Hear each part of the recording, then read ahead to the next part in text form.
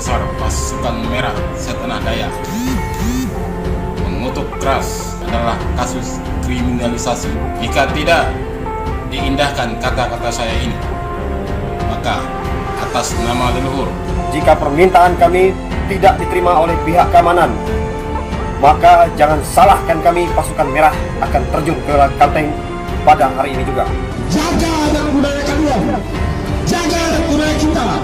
Kalau bukan kita, siapa lagi? Sebab penakut bangsa ini. Kenapa Anda bilang penakut? Bangsa ini penakut karena tidak mau bertindak kepada yang bersalah. Orang Dayak sudah tidak suka terhadap perilaku suku Madura berada di daerah Kota Oren Timur ini. Karena sudah bertahun-tahun mereka hidup di daerah ini, perilakunya tidak bisa menyesuaikan. Tidak dibakar Pak, suatu saat dia kembali lagi kan.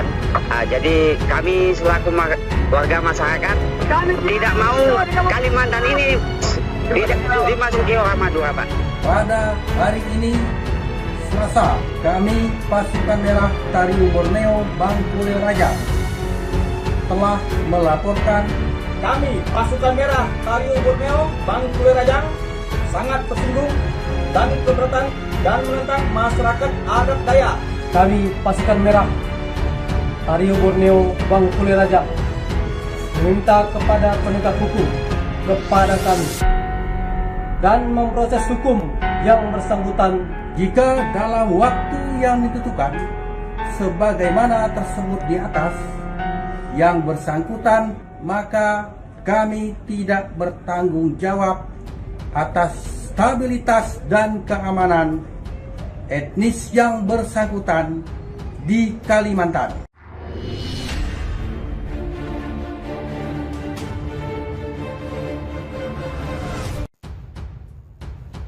Pria pembunuh gadis di Kutai Barat terancam hukuman mati. M. Munawir 21 ditangkap polisi karena diduga membunuh gadis bernama Madeline 20. Munawir dijerat pasal pembunuhan berencana sehingga terancam hukuman mati. Dijerat pasal pembunuhan berencana, kata Kapolres Kutai Barat AKBP Irwan Yuli Prasetyo saat dihubungi Rabu 10 Februari 2021. Tersangka Munawir dijerat pasal 340 KUHP Subsider, pasal 338 KUHP Subsider, pasal 351 ayat 2 KUHP. Munawir tega membunuh Madeline karena ajakan bersetubuh ditolak. Madeline menolak ajakan tersebut beberapa kali. Penolakan itu menimbulkan dendam sehingga Munawir tega membunuh Madeline. Munawir mengajak Madeline bersetubuh karena telah meminjamkan uang 2 juta rupiah kepada korban pada Minggu 17 Januari malam. Setelah ditolak, tersangka Munawir berjanji memberi 600.000 rupiah namun dengan syarat bersetubuh. Korban Madeline lalu dijemput Munawir dan dibawa ke rumahnya di Kampung Sumbersari, Kecamatan Barong Tongtok, Kutai Barat. Pembunuhan lalu terjadi pada Senin 1 Februari siang. Pasal pembunuhan berencana disangkakan karena memang 1 minggu mau diajak ketemu lagi. Ada upaya menyiapkan pisau dan sebagainya untuk melukai atau membunuh, ujar AKBP Irwan. Lalu ada itikat si laki seminggu ini merencanakan balas dendam karena ada penolakan. Kemudian terjadi pembunuhan itu, tapi beberapa saat kemudian ditangkap, ujar dia. Sebagaimana diketahui pasal 340 berbunyi, barang siapa sengaja dengan rencana lebih dahulu merampas nyawa orang lain, diancam karena pembunuhan dengan rencana, dengan pidana mati atau pidana penjara seumur hidup atau selama waktu tertentu, paling lama 20 tahun. Sementara pasal 338 berbunyi, barang siapa dengan sengaja merampas nyawa orang lain, diancam karena pembunuhan dengan pidana penjara paling lama 15 tahun.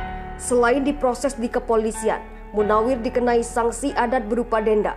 Hal ini diputuskan setelah Lembaga Adat Besar Kutai Barat menyatakan Munawir bersalah atas kasus pembunuhan tersebut.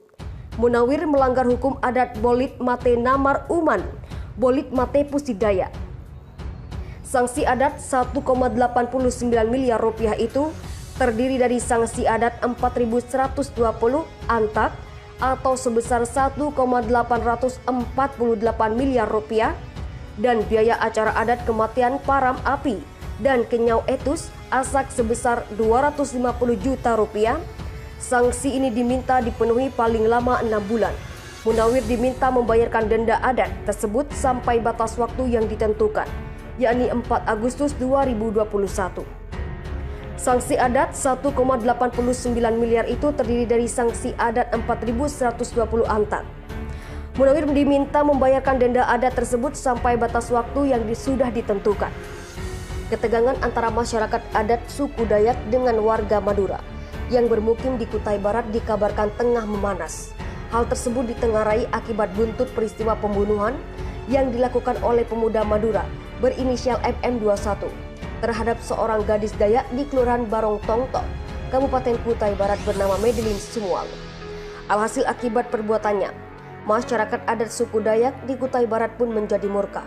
Parahnya lagi, MM beralasan membunuh korbannya akibat ditolak untuk berhubungan badan. Sementara itu korban juga dibunuh ketika tengah dalam keadaan hamil muda.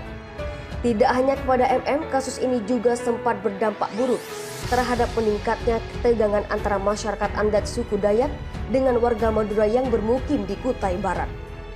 Ketegangan sempat memanas pada saat dilakukannya pelaksanaan sidang adat untuk menentukan tindakan selanjutnya bagi MM. Di tengah sidang, sejumlah perwakilan ormas kesukuan di wilayah ini bahkan meminta kepada warga Madura agar angkat kaki dari ibu kota kabupaten beradat yang selama ini kondusif.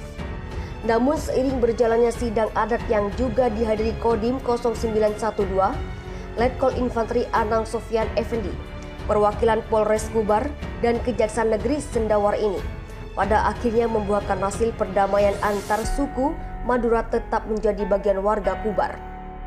Akan tetapi tetap MM tidak dapat berkutik ketika sanksi adat telah dijatuhkan kepadanya. Sanksi tersebut pun nyatanya cukup berat, rincian denda yang harus dibayarkan MM yaitu mulai dari 4.120 antang atau guci yang bernilai setara dengan 1,6 miliar rupiah.